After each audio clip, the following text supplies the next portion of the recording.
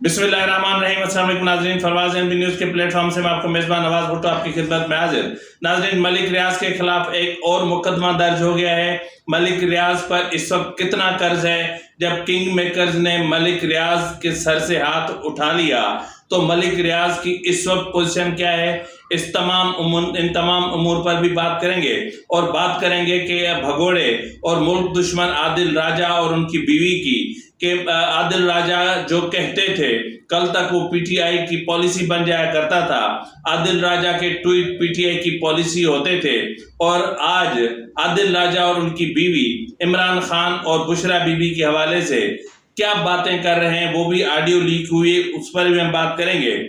और मुख्तसरन हम बात करेंगे कि नवाज शरीफ के आज तोशाखाना केस में जो मामलात हैं उन पर भी, और इसके अलावा हम बात करेंगे जो है वो हाई कोर्ट में जो केस लगे हुए उनमें क्या हो सकता है, क्योंकि इस वक्त जो नवाज शरीफ है वो जुडिशल कॉम्प्लेक्स पहुंचे हैं तोशाखाना केस में। लेकिन जो चीज़ें या जो डील या जो मामलात हुए हैं उनको मद्देनजर रखते हुए हम क्या अंदाज़ा लगा सकते हैं कि आज के केसेस में अभी जो चंद थोड़ी देर में उनका मामला सामने आने वाले हैं उनमें क्या हो सकता है, उन पर भी हम बात करेंगे।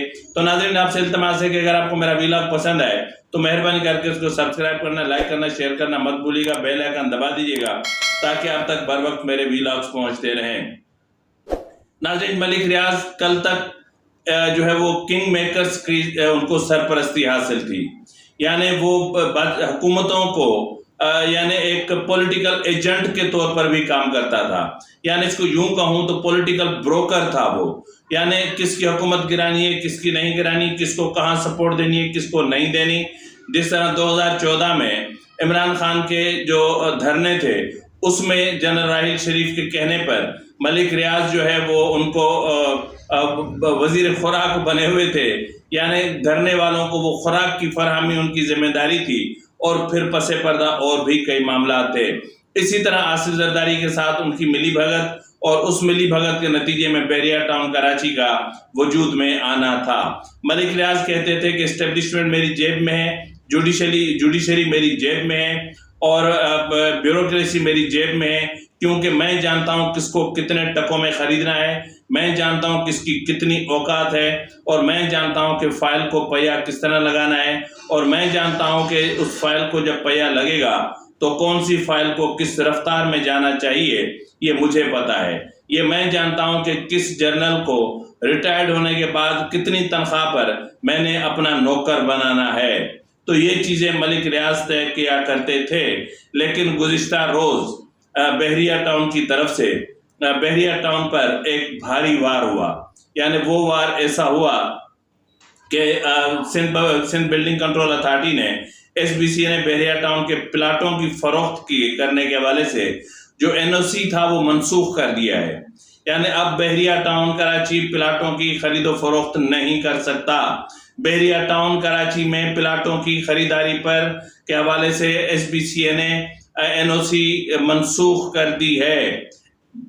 एसबीसी ने एनओसी मनसूख कर दी है और बहरिया टाउन की जो तशहीर से मुतालिक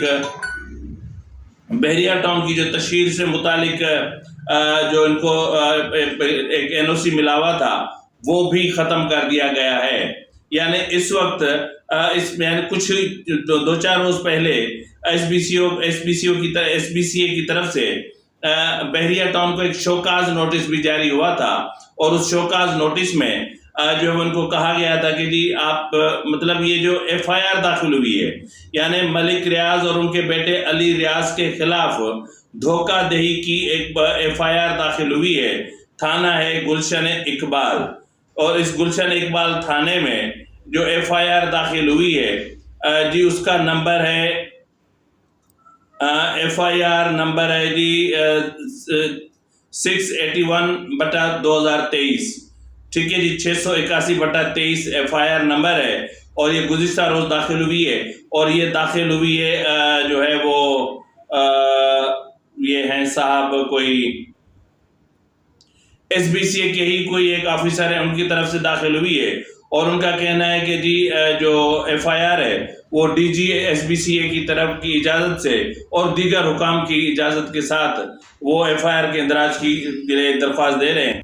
नाज़रीन, यहाँ पर मैं आपको बताता चलूँ कि पिछले दिनों मलिक रियाज ने दुबई में जो है वो UAE हिल्स है मेरे ख्याल में, जहाँ इसाक डार के मेरे ख्याल में फर्जंद हैं, वो रिहाइश पजीर हैं, तो उनके यहाँ नवाज शरीफ से इनकी मुलाकात हुई थी।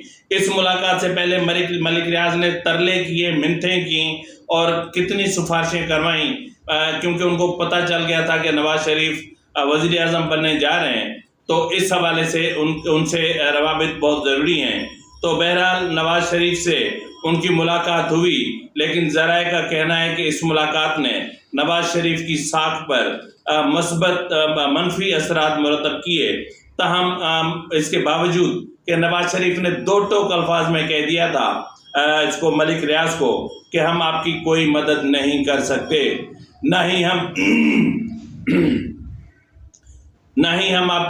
हम आपकी कोई मदद नहीं कर सकते, क्योंकि इसके तमाम मामलात आपके तमाम मामलात अदालतों में है और अदालती उमूर में हम कोई मुदाखलत नहीं कर सकते।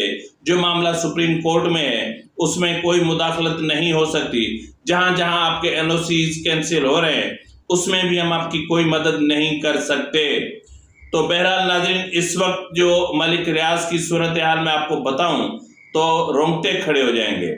मलिक रियाज इस वक्त बहरिया टाउन कराची के हवाले से इनको 460 अरब रुपए अदा करने हैं, जबकि शोहदा वैली के हवाले से जो है वो 479 अरब रुपए इनको जमा कराने हैं। और इन तमाम चीज़ों के ताने बाने खैर वो तो अल कादिर ट्रस्ट से ही मिलते हैं कि अगर वो अल कादिर ट्रस्ट केस में वादा माफ गवाह बन जाएं इमरान खान के खिलाफ तो फिर बहुत कुछ रियायत मिल सकती है, कुछ रियायत। क्योंकि ये जहन में रखें कि PTI के जिन जिन लोगों ने भी प्रेस कॉन्फ्रेंस की या जो है वो इमरान खान के खिलाफ बोले उनको कोई रियायत नहीं मिली। ठीक है, वो आज भी मुकदमा झेल रहे हैं, उनके नाम आज भी FIRs में शामिल हैं और उनके नाम आज भी FIRs में शामिल हैं और आज भी वो ज़ाहिर है कि केसेस को भुगत रहे हैं। बहरहाल मलिक रियाज जो कल तक आसमानों पे उड़ा करता था अब सड़क पर आ गया है, यानी 1000 अरब रुपए 1000 अरब रुपए मलिक रियाज को देने हैं। बहरिया टाउन कराची में प्लाटों की खरीदो फरोख्त का NOC मनसूख हो चुका है। बहरिया टाउन कराची की तशहीर के हवाले से जो इजाज़तनामा था वो भी मनसूख हो चुका है। और ये मैं बताना भूल गया था कि बहरिया टाउन के खिलाफ ये जो FIR हुई है ये धोखाधड़ी के इल्ज़ाम में दाखिल हुई है और जो है वो SBC हुकाम का कहना है कि जो है वो अपना बहरिया टाउन की तशहीर के हवाले से जो उनकी एक फ़ीस होती है उसके हवाले से इन्होंने 3 चेक जो है वो जमा करवाए थे और वो तीनों चेक जो है वो मतलब कैश नहीं हुए, वो बाउंस हो गए हैं। यानी 3 चेक बहरिया टाउन के बाउंस हो चुके हैं। अब इसमें अगर हम देखें तो जो पहला चेक है ये था जी 13 मार्च 2023 का, दूसरा था जी अपना 13/6/2023 का और तीसरा था जी 18/9/2023 का। ये तीनों चेक जमा करवाए गए और तीनों चेक बाउंस हुए, जिसके बाद इनको NOC अपना शोकाज नोटिस जारी हुआ जिसका इन्होंने कोई जवाब दाखिल नहीं करवाया। ये जी अपना सिंध बिल्डिंग कंट्रोल अथॉरिटी के deputy director PSA&C section SBCA है, ये इन्होंने दरख्वास्त दाखिल करवाई है और इन्होंने इसमें मलिक रियाज और उनके बेटे अली रियाज, ठीक है जी, हाँ अली रियाज मलिक, इनको जो है वो अपना नामजद किया है और तशहीर के हवाले से भी जो NOC है वो भी मनसूख कर दी गई है। प्लाटों की अलाटमेंट के हवाले से भी जो मामला हैं वो भी मनसूख हो चुके हैं। बहरहाल नाज़रीन, जिस तरह मैंने इब्तिदाई में बात की कि भगोड़े और मुल्क दुश्मन आदिल राजा जो है वो उनका हर ट्वीट जो है वो PTI की पॉलिसी हुआ करता था। PTI के रहनुमा और कारकुनान आदिल राजा के स्टेटमेंट को PTI का पॉलिसी स्टेटमेंट समझकर उस पर फॉलो करते थे और उसकी तशहीर करते थे और भगोड़े आदिल राजा को खसूसी अहमियत हासिल थी। लेकिन गुज़िश्ता दिनों आदिल राजा और उनकी बीवी ने کیا कहूँ میں, ان کی طرف سے ایک آڈیو لیک ہوئی ہے. اب اس آڈیو میں وہ دونوں کیا فرما رہے ہیں ذرا ملاحظہ فرما لیں.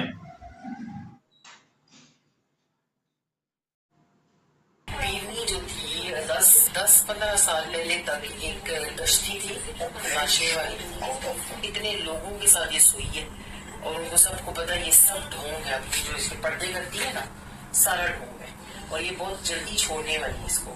اور خان کی عادت ہے کہ وہ کسی سے شادی کرتا ہے تو چھوڑنے کے لیے کرتا ہے.